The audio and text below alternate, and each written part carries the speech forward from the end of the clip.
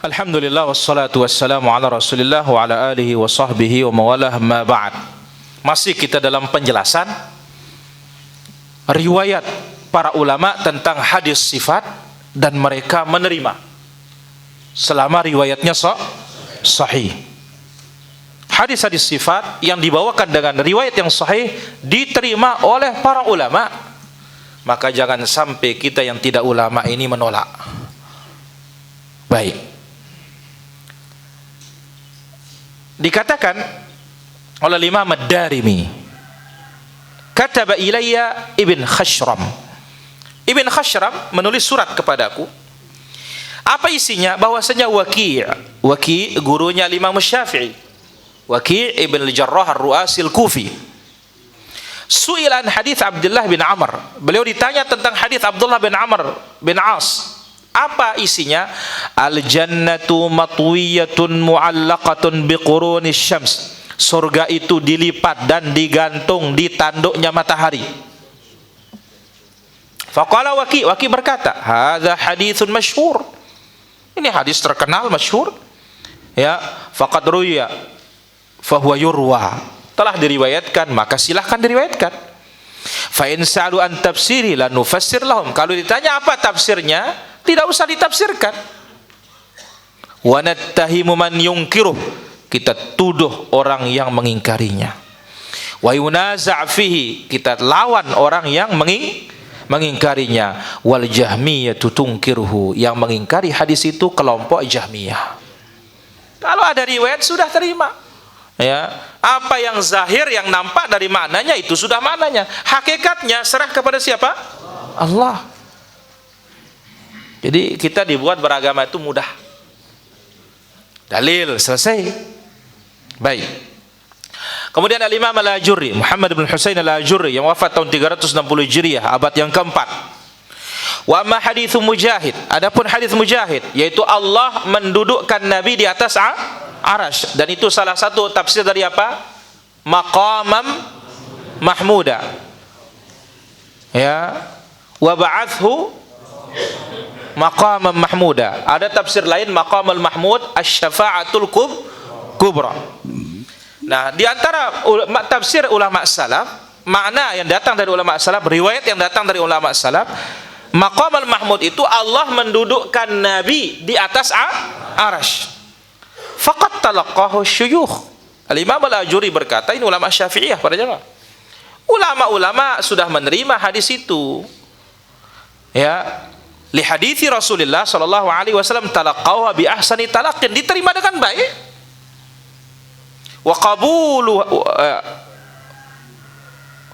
qabiluha bi ahsani qabulin. Mereka terima hadis itu dengan sebaik-baiknya. Walam yunkiruha, tidak ada mengingkarinya. Walam yunkiruha wa ankaru ala man radda hadits Mujahid. Dan justru mereka mengingkari siapa yang menolak hadis itu dengan pengingkaran yang keras. Waqalu, para ulama kita mengatakan, siapa menolak hadis Mujahid yang menyebutkan bahwasanya Allah mendudukkan Nabi di atas Arasy, fahuwa rajulun su, dia adalah manusia yang buruk. Manusia buruk. Al-Imam Ibn Mandah, ini juga termasuk ulama mutaqaddimin para jamaah. Beliau punya kitab Kitabul Iman Ibn Mandah. Beliau juga punya kitab Kitabut Tauhid Imam Ibn Mandah. Beliau berbicara tentang hadis Abu Razin yang panjang. Di dalam hadis Abu Razin itu banyak menetapkan sifat-sifat Allah. Apa kata beliau? Rawa hadzal hadis yang menjelaskan sifat-sifat ini diriwayatkan oleh Muhammad bin Ishaq As-Sun'ani, dan demikian juga diriwayatkan oleh Imam Abdullah bin Ahmad bin Hanbal, anaknya Imam Ahmad. Demikian juga diriwayatkan oleh waqad rawahu bil Iraq. Hadis itu diriwayatkan di Irak. Bimajma'il ulama, di kumpulan para ulama. Wa ahli din, dan kumpulan pemuka-pemuka Islam. Ya, siapa meriwayatkannya? Jama'atun minal a'immah. Banyak imam yang meriwayatkan hadis itu. Siapa? Abu Zur'ah dan Abu Hatim Ar-Raziyain. Kemudian Abu Abdullah Muhammad bin Ismail Al-Bukhari. Ya, Abu Abdullah Muhammad ibn Ismail Al-Bukhari. Tidak ada satupun yang mengingkarinya. Tidak ada satupun yang membicarakan sanadnya.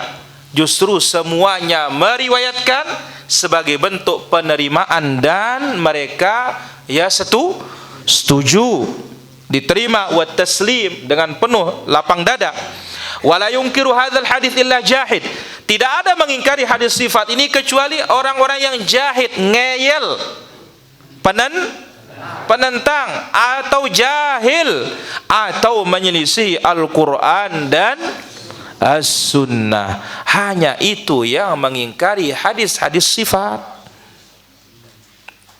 Maka kita dalam hadis sifat itu, sebagaimana kata Imam Malik rahimahullahu ta'ala, al-imanu bihi wajibun, mengimaninya adalah wajib, was-su'alu anhu bid'atun, ya, dan mempertanyakannya adalah perkara bid'ah di dalam agama. Ya, Ibn Nasr As-Sijzi rahimahullah, Al-Imam As-Sijzi punya kitab namanya Itsbatul Harf was Saut, menetapkan kalamullah itu punya huruf dan ada suara. Beliau membawakan ucapan Ka'ab al-Ahbar, tabi'in, ya, yang dahulu asalnya dari luar Islam. Apa kata beliau? Lamma kallama Allah Musa kallamahu bil alsinati kulliha. Ketika Allah berbicara dengan Nabi Musa, Allah berbicara dengan lisan semuanya. Berarti apa? Ada huruf, ada suara. Baik. Beliau berikan komentar terhadap ucapan ini. Hadza mahfudz an Zuhri. Riwayat ini sahih dari Imam Az-Zuhri. Diriwayatkan oleh Ibnu Abi Atiq. Ingat, Al-Imam Az-Zuhri adalah orang yang pertama kali membukukan kitab hadis atas dasar perintah Umar ibn Abdul Aziz, yaitu Muhammad ibn Muslim ibn Shihab Az-Zuhri. Muhammad ibn Muslim ibn Shihab Az-Zuhri. Dia disebut Az-Zuhri, dia disebut Imam Ibnu Shihab. Diriwayatkan dari beliau oleh Ibnu Abi Atiq, Az-Zubaydi, wa Ma'mar, Yunus bin Yazid, Syu'aib bin Abi Hamzah. Haula kulluhum a'immah. Semua meriwayatkan imam-imam. Walam yunkirhu ahadun minhum, tidak ada yang mengingkarinya. Ya. Allah Azza wa Jalla berbicara dengan Nabi Musa, ya, dengan lisan. Tentunya kita katakan, ya, layak dengan kebesaran. Tidak serupa dengan apa? Dengan makhluknya. Naam. وقال أيضا وإذا ثبت ما ذكرناه وعلم أن طاعة الرسول صلى الله عليه وسلم واجبة وأن قبول خبره لازم وجب اعتقاد ما في هذه الأحاديث المذكورة في الصفات ولو لم يلزم اعتقاد ذلك لم تكن هذه الأخبار لا محالة دون سائر الأخبار الواردة فيما سبيله العمل به فينبغي أن يعمل بها أيضا والعمل بها وهو القول بمخبرها وقبل وبعد فالأئمة الذين رووها غير منكرين لشيء منها بل قد أوردوها في السنن وبينوا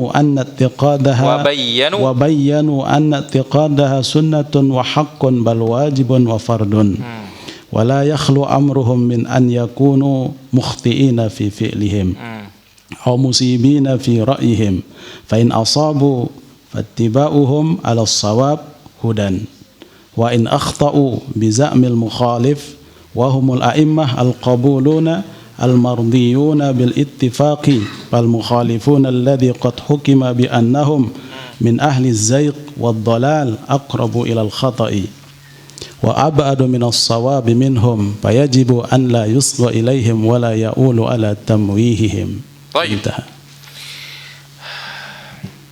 Kemudian beliau juga berkata, Al-Imam Muhammad ibn Nasr As-Sijzi rahimahullah, wa qad thabata ma dzakarnahu.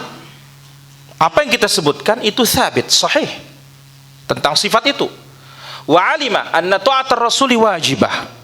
Wa ulima Aw alima anna ta'atar rasul wajibah, dan diketahui taat kepada Rasul wajib. Menerima berita dari Rasul itu wajib. Kalau demikian, wajib i'tiqadu ma fi hadhil ahadits al-madhkurah fi sifat. Wajib kita yakini tentang sifat-sifat yang terdapat dalam hadis itu.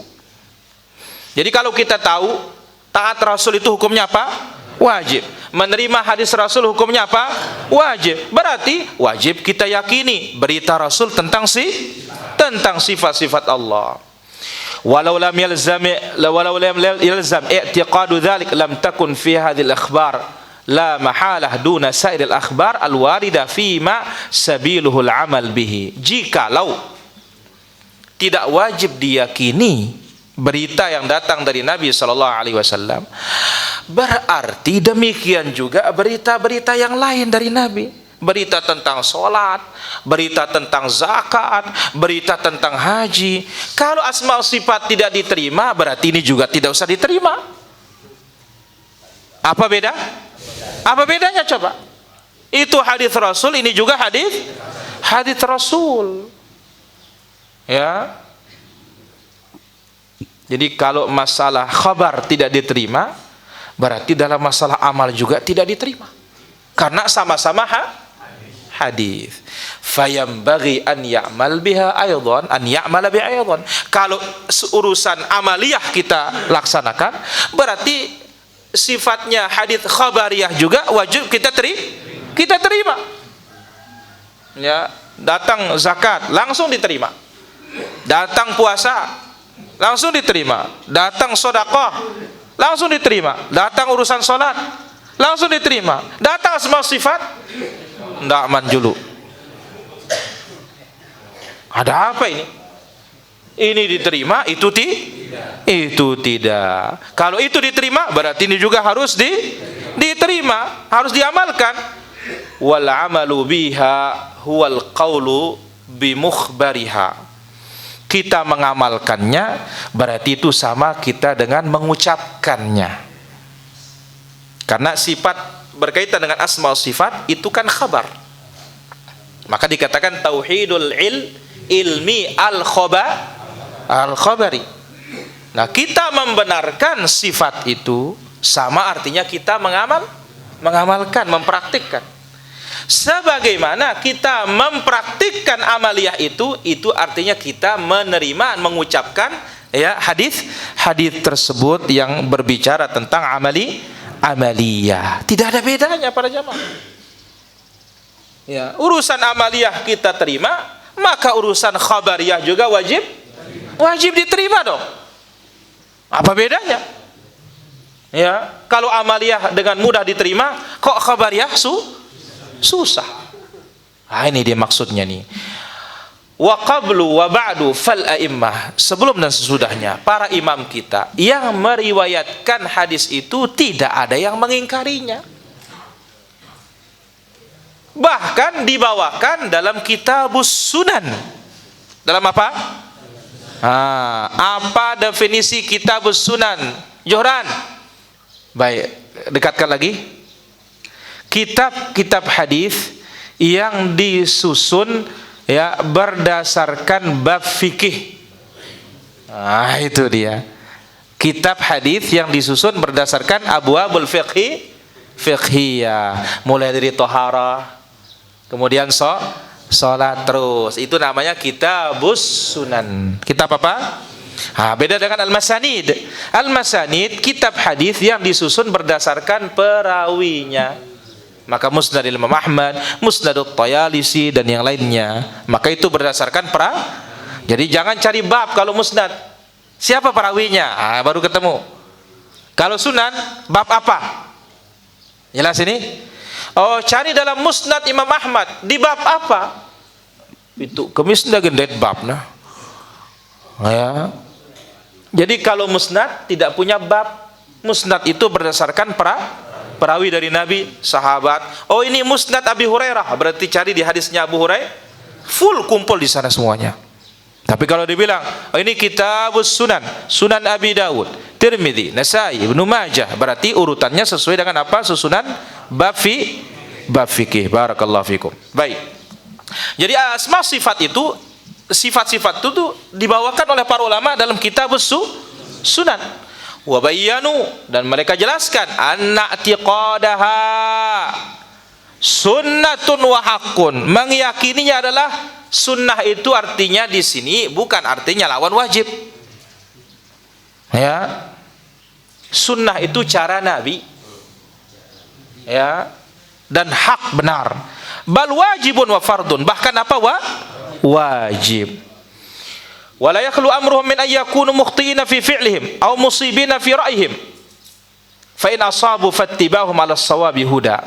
Dan tentu ya, ada beberapa kemungkinan tentang ya para ulama kita itu. Kemungkinan pertama, mereka salah dalam asma sifat. Atau kemungkinan yang kedua, mereka benar dalam pendapat mereka. Kalau ternyata mereka benar, ya, fattiba'uhum 'alas sawabi huda, mengikuti mereka di atas kebenaran itu betul. Wa in akhtau, jikalau ulama-ulama salaf itu dianggap salah menurut persangkaan mereka yang menyelisihi, wa humul a'immatul maqbulun, mereka itu imam-imam yang diterima riwayatnya. Al-mardiyuna bil ittifaq, mereka itu imam-imam yang diridhai, sepakat diridhai. Fal mukhalifuna alladhina qad hukima bi annahum min ahli zayg wad dhalal aqrab ila al khata, yang menyelisihi mereka, yang telah diputuskan mereka itu menyimpang dan sesat, itu yang lebih dekat kepada kesalahan ketimbang ulama kita. Wa ab'adu minas sawabi minhum, lebih jauh dari kebenaran daripada ulama kita. Fayajibu alla yusgha ilaihim wa la yu'awwal ala tamwihihim, maka orang-orang yang menyelisih tauhidul asma sifat jangan didengar ucapan mereka, dan jangan pula diambil tamwihihim, pengelabuan mereka. Ini dia penjelasan Al-Imam Muhammad bin Nasr As-Sajzi rahimahullahu ta'ala tentang apa? Tentang sifat-sifat Allah subhanahu wa ta'ala. Wallahu ta'ala ala wa alam. Walhamdulillahi rabbil alamin.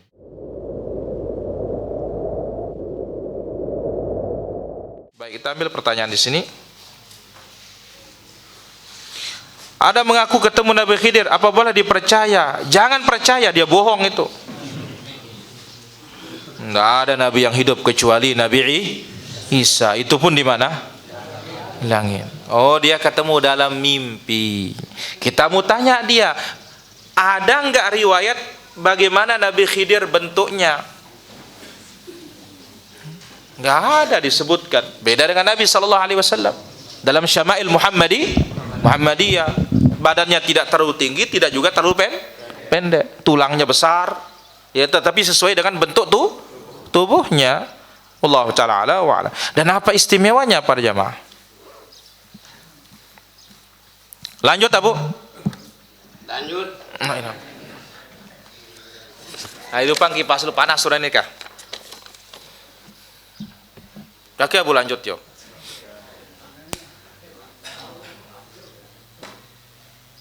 Nah, masalah lanjut ini. Masalah lanjut nih.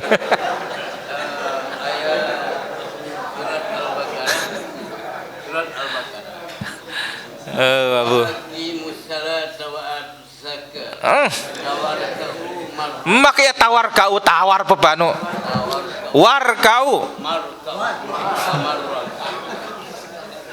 Apakah dia nih infak dari orang niki sholat berjamaah? Lalu dia orang kaya niki tidak berzakat. Orang kaya itu berjamaah, lalu tidak berzakat. Harta yang banyak tidak dizakat. Terus untuk fakir miskin kini.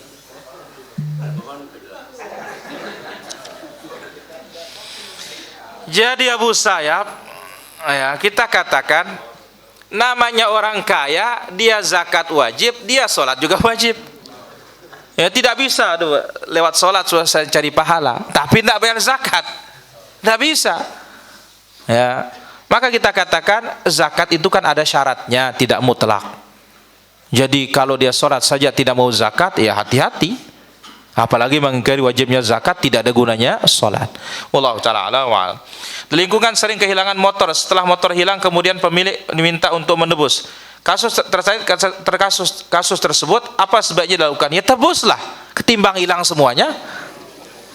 Ya, ini namanya buah si malakama ini. Ya, iya. Tapi ingat, mudarat yang paling sedikit apa? Nebus. Motor balik. Wallahu taala a'lam wa a'lam. Baik. Pertanyaan berikutnya, berapa kali kita membaca zikir setelah sholat subuh dan setelah sholat maghrib? Berapa kali? Ini pertanyaan yang tidak jelas ini. Pemirsa Dia TV bertanya, Assalamualaikum, waalaikumsalam.